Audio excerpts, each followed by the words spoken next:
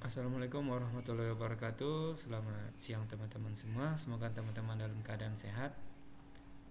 Nggak kerasa kita ada masuk ke sesi ketiga ya di materi kita di mata kuliah pemasaran strategis.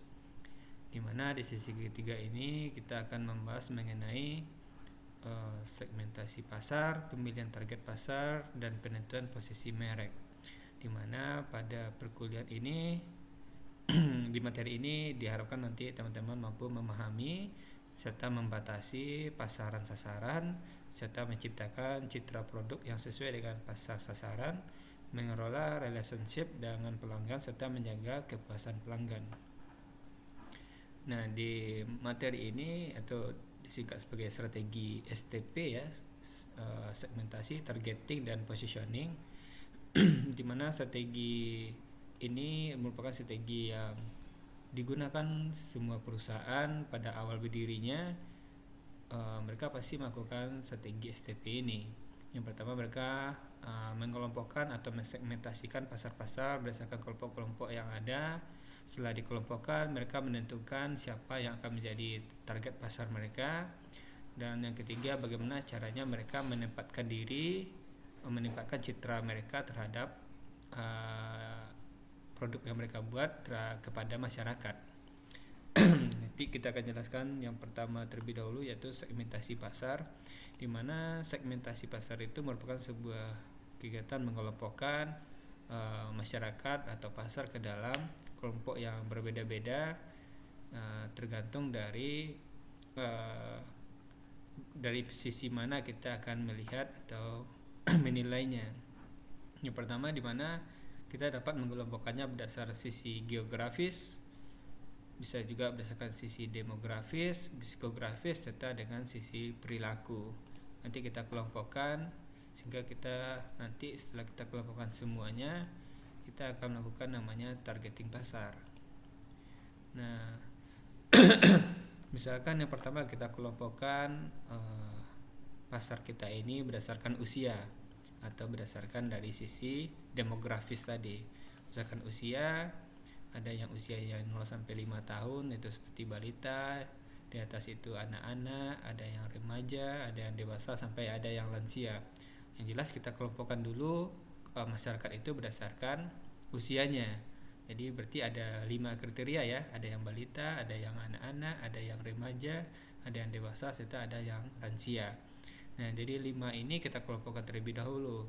Baru nanti kita tentukan di kelompok mana kita akan memasarkan produknya. Misalkan kita produknya itu adalah produk popok bayi atau pampers. Otomatis setelah kita kelompokkan berdasarkan usia tadi, kita akan tentukan akan kita targetingnya kita tentukan di mana untuk popok ini kita akan jual kepada pasar kita yang usianya 0 sampai 5 tahun. Tapi bisa juga ada juga sekarang popok yang untuk lansia.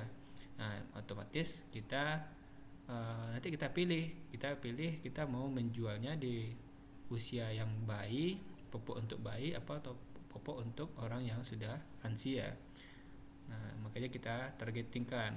Habis itu kita harus memposisikan diri kita di mata masyarakat itu ya. Kalau kita menjualnya itu untuk kelompok usia yang lansia, berarti kita dianggap sebagai perusahaan atau produk atau merek khusus untuk orang lansia ya. Jadi popok untuk khusus orang lansia. Jadi di mata masyarakat kita dikenal atau brand kita itu dikenal sebagai produk yang untuk lansia gitu. Nah, bisa juga dengan cara mungkin kita kelompokkan berdasarkan psikografis atau gaya hidup, di mana ada gaya hidup itu yang mewah, ada gaya hidup yang sederhana, ada gaya hidup yang biasa saja. Nah, nanti kita kelompokkan, nanti kita pilih dari produk yang mau kita jual, kita mau kelompokkan atau menjual produk kita ini ke kelompok yang mana, apakah yang mewah, apa yang sederhana, atau yang biasa-biasa saja.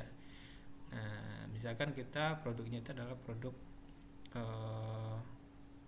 kayak contohnya ya mobil mobil Ferrari atau mobil Lamborghini ya, itu kan dikenal oleh masyarakat sebagai produk mewah atau brand mewah.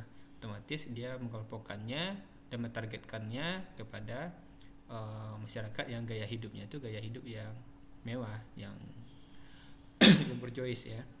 Nah, setelah itu dia akan menempatkan posisi produknya sebagai perusahaan yang atau mobil mewah atau mobil yang hanya dimiliki oleh kalangan-kalangan tertentu saja. Nah, makanya strategi STP ini sangat penting untuk menentukan siapa saja yang akan membeli produk kita nanti, dan bagaimana caranya kita memperlihatkan atau masyarakat menilai produk kita itu produk yang seperti apa.